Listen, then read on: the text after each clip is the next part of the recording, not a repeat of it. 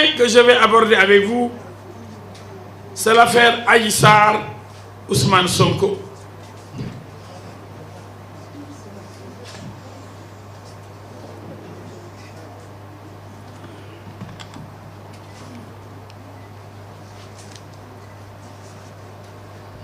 Mani, cette affaire, damay jommi wala lu xew. Depuis que le monde existe, en tout cas depuis que moi, j'ai commencé à réfléchir en tant qu'être humain et en tant que Sénégalais, je n'ai jamais vu une décision de justice prononcée par la presse. Je n'ai jamais vu aussi des citoyens sénégalais et des avocats comme Ciré Clédor Ly dire à propos d'une affaire en cours que c'est un complot. Donc ils jugent à la place des juges. Et quand une affaire est pendante devant cette belle dame justice, on se met à la disposition de cette dame, la belle dame justice. Personne n'a le droit de violer le secret de l'instruction de l'enquête. Personne n'a le droit de brandir des PV dans la presse et de faux PV avec un capitaine traître qui a trahi son serment et qui travaillait pour Ousmane Sonko alors qu'il menait l'enquête. Le capitaine Touré. Un fonctionnaire militaire qui se permet de jouer comme lui, de tricher, de falsifier les PV et d'envoyer des SMS à Ousmane Sonko. Dans cette affaire, on aura tout vu. Toute forme de magouille, de manipulation, de mensonge et de trahison. Où est le complot?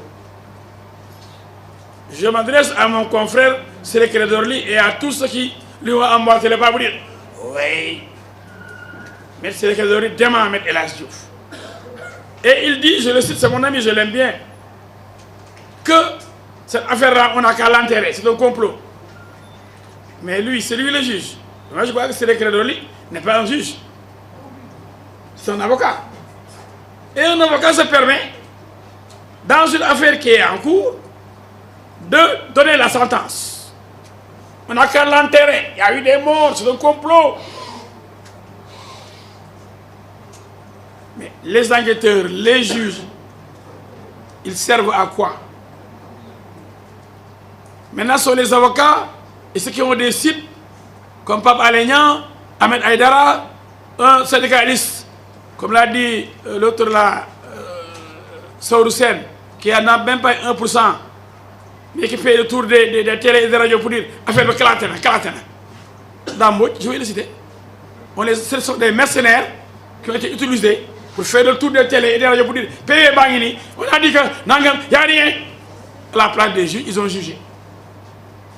Depuis que je suis avocat, 33 ans, je n'ai jamais vu des PV brandis par des non-juristes, des professeurs d'anglais qui font le tour des télévisions pour être avocat, porte la robe des avocats. Se substituer aux avocats pour défendre quelqu'un. Il a même eu des mercenaires parmi les professeurs d'anglais. C'est grave. Des journalistes ont juré avoir rencontré des membres de la famille de Adji Sarr. Faux. Ils ont dit Adji Sarr a un enfant. Adji Sarr s'était marié. Rien que des mensonges. Dans cette affaire, on aura tout entendu, tout vu entre Pape Alé Niang, Ahmed Aïdara, Dame Mbodj et compagnie. Babacar Touré, lui, je ne veux même pas prononcer son nom.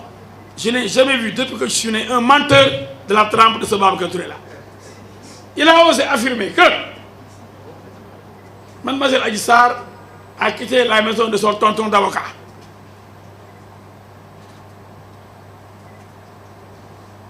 Tout le monde passe à moi. J'ai jamais hébergé, je n'ai jamais hébergé Adji Sarr. Elle n'a jamais passé la nuit chez moi, contrairement à cet insulteur-là, Assane Diouf, qui a fait 2 mois chez moi, qui est venu sans slip, sans caleçon, sans sous-vêtements, sans le moindre franc chez moi. Et qui est allé à Walfadjri pour m'insulter et brandir des habits qui ont eu 3 ans depuis qu'on l'a fait venir au Sénégal. Ce sont ces habits-là qu'il portait.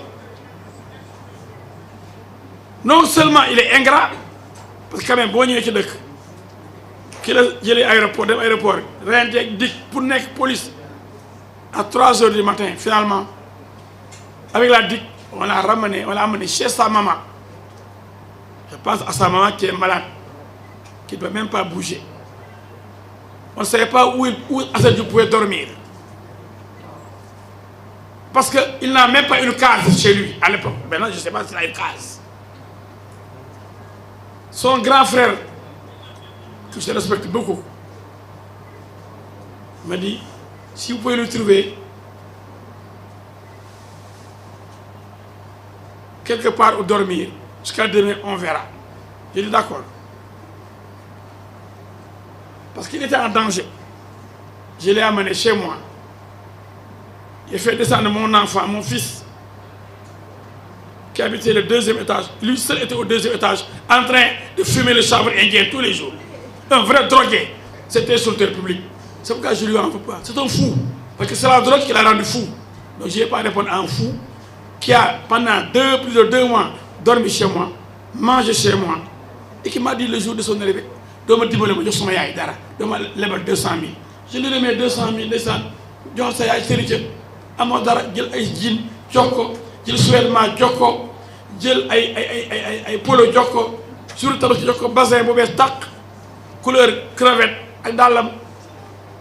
Et le marabout Assane Diouf de Touba, l'ex-époux de Ndeye Fatou Ndiaye de Walf, est venu chez moi. Azal m'a dit le prendre. Ils sont allés chez Ablaye Wade, ils sont allés ensemble après à Massalikul Jinaan.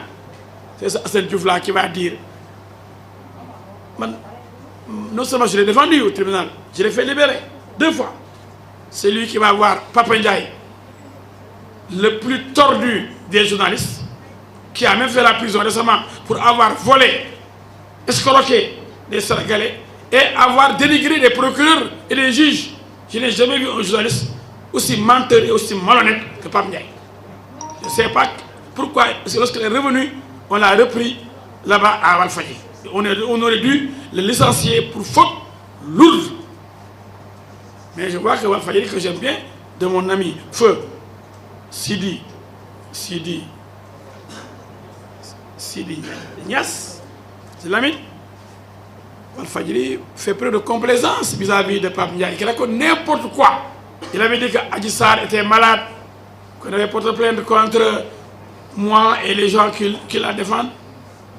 Alors c'est finalement lui qui est allé en prison. Et tout ça est faux. Alors, sur donc l'affaire Adji Sarr toujours, j'ai dit, par rapport à une question qui m'a été posée, que normalement le procès pourrait se tenir en 2022. Je n'ai pas dit que le procès aura obligatoirement lieu en 2022. Mais je dis, je le répète, que s'il y a eu du retard, c'est parce que le juge chargé de l'affaire est décédé. Et il ne peut pas quitter sa tombe pour interroger Ousmane Sonko et organiser la confrontation entre Sonko et Adji Sarr. Donc on n'a pas encore entendu Ousmane Sonko pour renvoyer le dossier devant le tribunal pour être jugé. Il faut que ça soit clair. Mais je dis, comme le juge désigné, le doyen des juges, Mme Diallo, qui vient d'être nommé,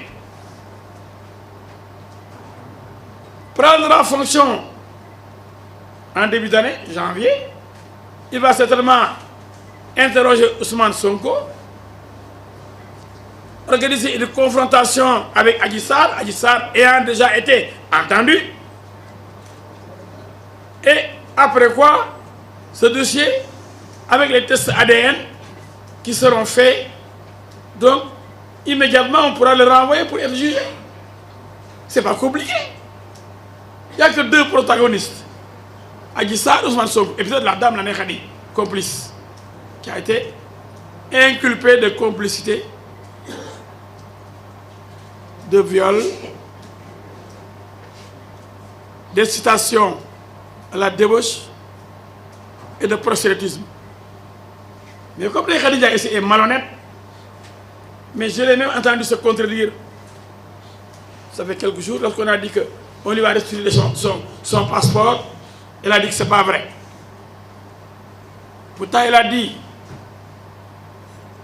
au kinésithérapeute qui organisait un séminaire à Saly que le juge ne la poursuivait plus. C'est pourquoi les kinésithérapeutes abusés ont dit là-bas, j'ai suivi leur séminaire, qu'ils retirent leur plainte. Comme le juge ne poursuit plus Ndeye Khady Ndiaye, ils retirent leur plainte contre Ndeye Khady Ndiaye pour exercice illégal de la profession de kinésithérapeute. Le massage, ça s'apprend. C'est l'affaire des kinés. Mais dans cette affaire, il y a tellement de manipulation, tellement de mensonges. Quand si Ndeye Khady Ndiaye ne ment pas, c'est Sonko qui ment, ou les amis de Sonko, comme Pape Alé Niang, comme Ahmed Aïdara, comme Dambo, comme tout cela qui inonde les réseaux sociaux pour nous présenter Sonko comme un homme propre, sain, alors que c'est lui-même qui avoue. Ça, c'est pas un secret, je ne sors pas de secret. Je ne veux pas entrer dans les secrets de l'instruction. C'est Sonko qui dit, j'ai violé le couvre-feu. Quand je quittais chez moi, le couvre-feu était déjà en cours. Je n'avais pas de garde-corps ce jour-là, je suis parti seul. Je n'ai même pas utilisé les services de mon chauffeur. Seule la nuit, en plein couvre-feu, un député, parce qu'il est député, donc quand il brandit, maintenant on ne parle de passeport là, mais ceux qui brandissent leur cadre de député là pour violer le couvre-feu, c'est comme ces députés qui violent la loi en cherchant des passeports diplomatiques pour des épouses fictives. Parce que là aussi, il a triché pour sortir. Alors, Ousmane viole le couvre-feu. Ousmane n'a pas de garde-corps, n'a pas de chauffeur. Il en a à la maison. Mais il ne peut tout. Ousmane va dans une maison close, entre guillemets. On l'attendait, parce qu'à ce moment-là, les services étaient suspendus, les gens devaient rentrer. Couvre-feu, 21h30, 22h, les gens sont rentrés. Mais il y a des filles qui attendaient Ousmane. Ousmane, il est privilégié. Il dit qu'il est malade. Il a toujours souffert du dos.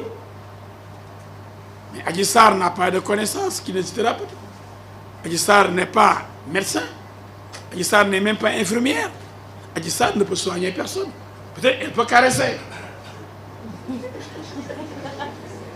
Massage, caresse. Mais pas massage. Il n'y a pas de massage ici, professionnel, médicaux. Mais, malgré tout, c'est un complot. C'est Macky Sall qui a dit à Sonko, il faut violer le couvre-feu. Et ne peut tout ce chauffeur, sa garde-corps, sa jabar, pour dire qu'il faut solo sa capuchon, ne pousse sa canam, daw, laqatu ji, pour y railler. ak bëgg raay